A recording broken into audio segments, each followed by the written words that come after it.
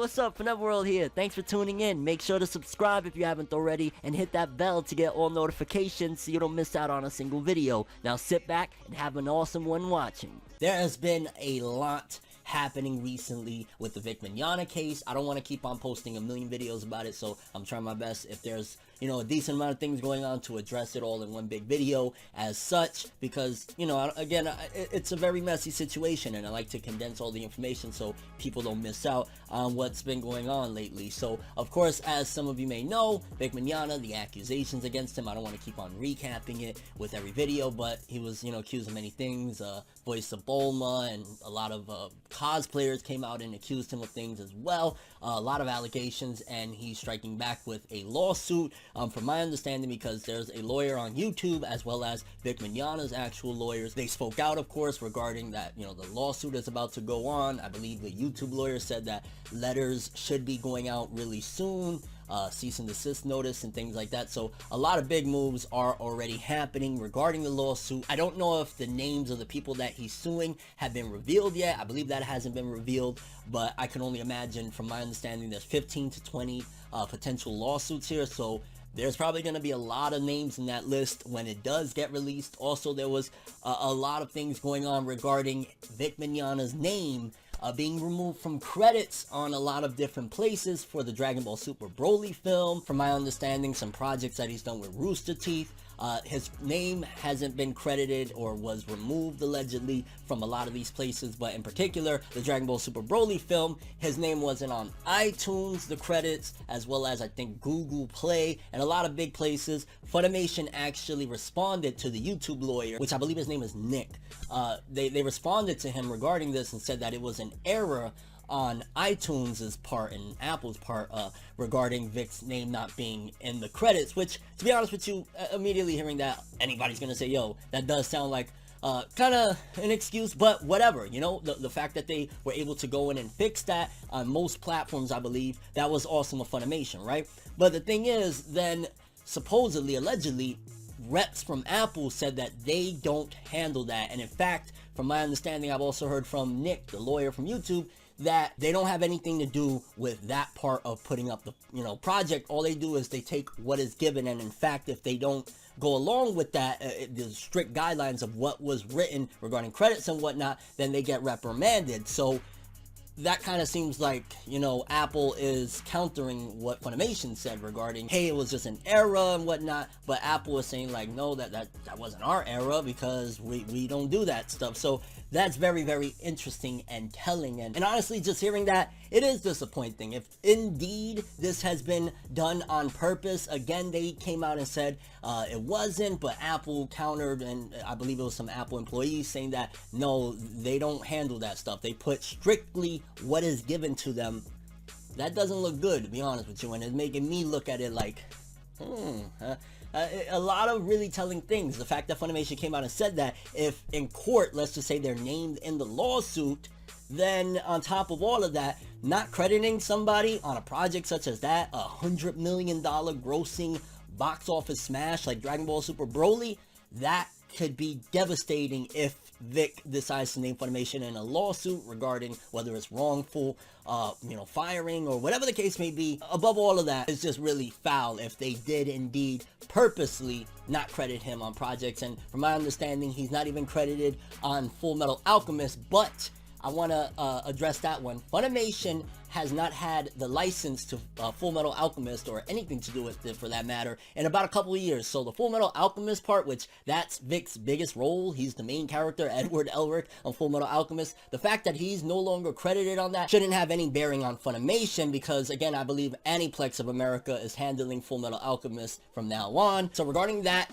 issue, again, you can't fault Funimation for that. They don't even have the license for that property. But Dragon Ball Super Broly and any other works that he's involved in that he wasn't credited on, it's disappointing to hear. Again, it's sad all the way around, And then on top of all of that, Japan Times, a writer from the Japan Times weighed in on this, and the community, from what I've seen, isn't too happy. A lot of people feel as though it was just straight up her siding with the Kick Vic people, that it was slanderous, a whole bunch of things that the community is saying. To be honest with you, I only briefly took a look at it. We could take a look at it right now and see more or less what her opinion on it is. But the fact that it reached the Japan Times, it's really becoming bad. Like, this is starting to become a really big issue if the Japan Times is covering this as well. But I guess let's read that article and we'll talk some more. Over the past 2 months, the Me Too movement breached the American anime convention industry. Most feel it was inevitable. Many say it's about time. The first salvo was fired in mid-January in the form of a Twitter thread accusing veteran American voice actor Vic Mignogna from Dragon Ball Z Fullmetal Alchemist of homophobia, anti-Semitic behavior, and unwanted sexual contact. Soon the charges from fans, some of whom they claim were underage at the time of the alleged transgressions, were joined by those from con staff members, professional cosplayers, fellow voice actors, and an ex-fiance. Before I carry on with this, I just want to say that there still isn't no charges brought forth against Vic as far as like him doing any criminal activity. There still hasn't been any 100% solid evidence of like Vic whispering something inappropriate, Vic putting his hands on somebody's body inappropriately or unwarranted. There still hasn't been any of that. So right now, the Japan Times is covering those aspects of it, which, yeah, you need the whole picture to understand it. But again, as it stands right now, the one who's taking legal action against anybody is the person that's being accused. Vic Mignogna is the one that's filing a lawsuit. Nobody filed legal charges against Vic till this point, from my understanding. Again, I could be wrong if anybody has regarding this whole situation, but again, all of these people that they're saying are making these claims, a good chunk of them, including some cosplayers that I've, spoken up about, and some voice actors, have been proven that they've actually lied on top of that. And I hope that that's covered in this article, that many of the accusations against Vic Mignogna have been proven false. Because if not, then we're painting a narrative of all of these bad things are coming against this guy, and there's no this and that. No, there's been a lot of evidence to showcase that people are making stuff up against this guy, that he actually didn't do a lot of these things. People photoshopping things, people making up stories to get controversy, people making up GoFundMe, again, allegedly, because we gotta, whatever, but it's just really wild.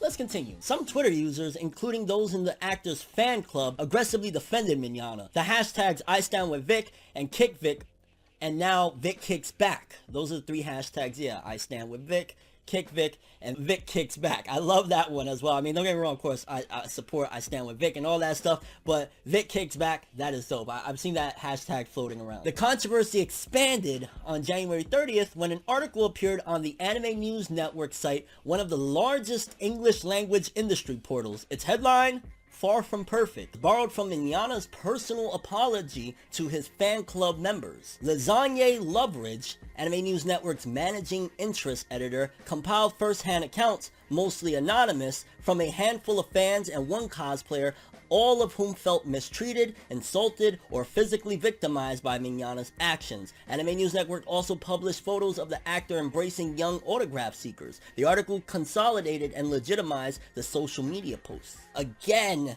Anime News Network, when they did that, did they post the other side of it? Has any of these journalists, aside from the YouTubers that are constantly being attacked, have any of the journalists actually recanted some of these stories from some of these cosplayers that have been proven that they made it up? Have any of that been out there, that, hey, a lot of the things coming out against Vic have been proven to be lies? Just curious. I don't get a lot of great sleep working on these types of stories, Loveridge tells me, recounting the hours of research and the ethical quandaries behind her reporting. You have to almost disconnect emotionally to make sure you're seeing everything from all sides. Within 2 weeks, 2 US-based production companies, Rooster Teeth Productions and Funimation Productions, permanently severed ties with Mignogna. 10 of his 14 appearances at future cons were cancelled or had their invitations withdrawn. He hired a law firm. He tweeted, "To salvage my reputation and my 20-year career in this industry," which we covered on the channel, I believe a month or so back, of how he lost out on a lot of conventions. And again, that's a lot of revenue lost, which again stems back to from a lot that have been proven of false allegations.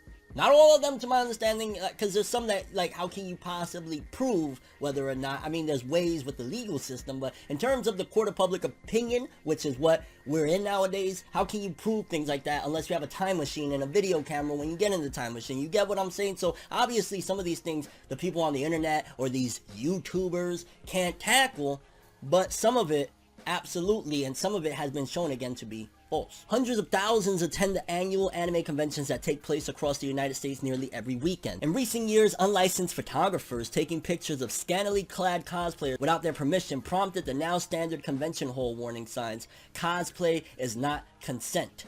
Last spring, one of the organizers of Houston's Anime Matsuri publicly apologized for his unwanted sexual advances after former attendees launched a campaign to boycott the con. In October, an Anime Con regular who hosted game shows at several cons announced his retirement after an alcoholic outburst resulted in his arrest for beating a cat. Holy cow. And I just want to quickly throw something in there because I remember I was going to conventions around the time where it really started becoming a thing. I've seen those signs of cosplay does not mean consent, and I'm gonna say 100% there's a lot of nasties out there. Like, when I go to conventions, I see the nasties that they're just desperate to throw themselves on these women and stuff. So I'm not denying that. There's a lot of nasty dudes that they just don't know how to act with women. So don't get it twisted or mistaken when I say this, because I admit there's a lot of nasty people I've seen doing things at conventions, and it's like, yo, what are you doing, bro? And they get screamed at, and, you know, they get thrown out of the hall or whatever. So don't get it wrong. But at the same time, I also don't agree with if a woman is going to, let's just say, Kill la Kill. I've seen a lot of Kill la Kill cosplays, right? And some of the women go above and beyond to the point where they have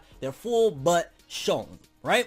And the nasties that think that that's an invitation to put their hands on their butt, nah, get out of here, yeah.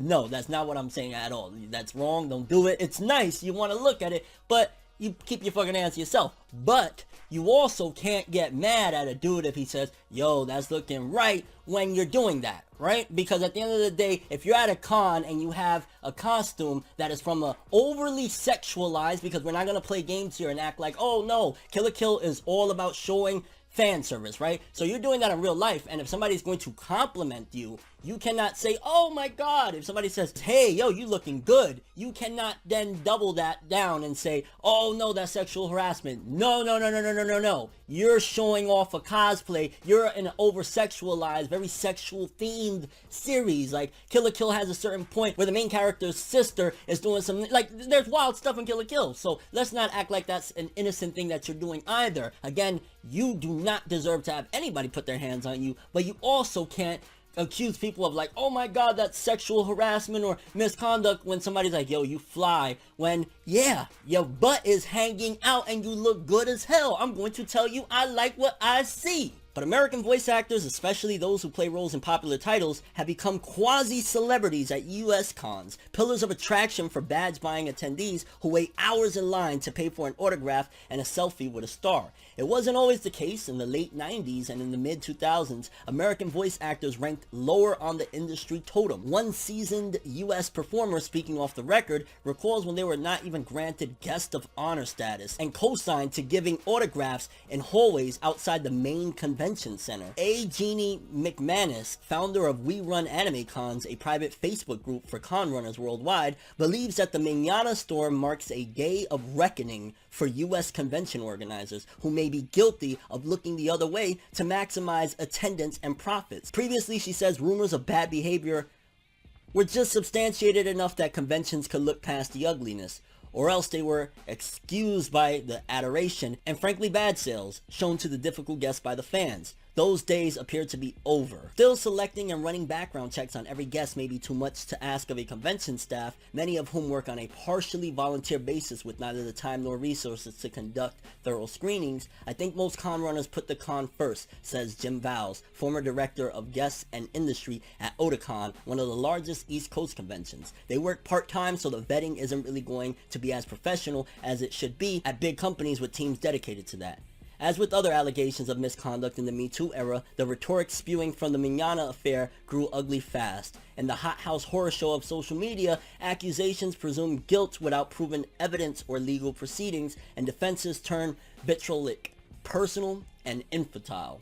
Former Funimation Productions marketing director Lance High School, a con exhibitor for over a decade, says the reactions from the pro-Vic people harassing the people who came forward with this story has been severe. This backlash is cruel. I want to butt in there real quick and say, yeah, anybody that has been harassing people, yeah, that's not cool. You shouldn't go and, like, you know what I'm saying? Even when, with everything, me being blocked by Sean Schimmel, did I once at any given point, any of that, say, hey guys, go attack Sean, or hey, no, you know what I'm saying? That absolutely hasn't, from my part. Again, to each his own, I don't do that, right? I have not done that regarding any of it. So, but also, it's not cool for these people that are making these allegations and accusations to attack fans and to attack people, like that quote from Jamie Markey when she said that she wants his balls in his head. You know, all of that, that's not cool either. Why isn't that said in there? Of the people that are attacking the fans, the voice actors attacking the fans. I hope that's in there too. I still haven't read it all. I hope it's in there. After 2 months, the online from both sides show no sign of ending. Conventions pride themselves on being safe spaces for fans, notes McManus. But now, according to the Anime News Network CEO and publisher Christopher McDonald,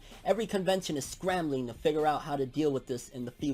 Viewed from Japan, the land that makes anime, the relentless attacks, counterattacks, provocations, and conspiracy theories on Twitter and YouTube begin to look like Shakespeare's villainous Lego run amok, spreading rumors and stirring rage in pursuit of mutual destruction. Interesting. So, the relentless attacks, counterattacks, yeah, the counterattack, provocations, and conspiracy theories. And no, because she's not even talking about the attacks coming back at the people on this side. They're all, wow, I'm actually like grossed out by this. Who's the writer of this? Miss, I don't want to get it wrong, by Roland Kelts. Me Too Allegations, Royal U.S. Anime Conventions by Roland Kelts. Well, Miss Roland Kelts, for starters, how about you make an article that isn't biased on one side of the spectrum as a journalist, right? Because we YouTubers are spreading and trying to reach mutual destruction. No, my friend, mutual destruction is far from what us YouTubers, us, the audience. No. We're not seeking mutual destruction, my friend. What we are seeking is the truth. What we are seeking is vindication. If somebody has been destroyed, rubbled down to nothing, if they've done nothing wrong, if there's no evidence and they've been falsely accused, in fact the other side has shown that most of the allegations from these women is all bullshit, then you need to show that in your article. You need to show both sides of the spectrum. We're not the ones that has caused this, okay? Actually, it was voice actors, voice actresses, and all of these cosplayers that want their 15 minutes that have caused this and stirred this and turned it into what it is. So, Miss Roland Kelts, next time you're going to accuse YouTubers and people on Twitter of doing things, make sure you cover both sides of the spectrum. And from my understanding, until there's some charges proven, or until Vic is proven guilty of any of this stuff, you're the one spreading the rumors, my friend, because right now everything until it is proven that he is guilty of these things is all just rumor. Remember that, Miss Roland Kelts. Japan hosts its own fan events, of course, one of which, the biannual comic market, is the largest of its kind in the world. Numerous Japanese voice actors are also revered as superstars, yet similar tempests haven't hit home thus far. Oh, I'm sure many things is going on down there. We just don't hear about it. Japan is one of the most, from what I've seen in my life, they're very conservative. They try to hide the BS, but just like any part of the world, whether it's the United States, whether it's the United Kingdom, whether it's France, wherever, it goes on. You know what I mean? There's stuff everywhere. There's good people, there's bad people everywhere. Just Japan is very conservative. Most of these people, like the writers, the authors, don't even want their faces shown.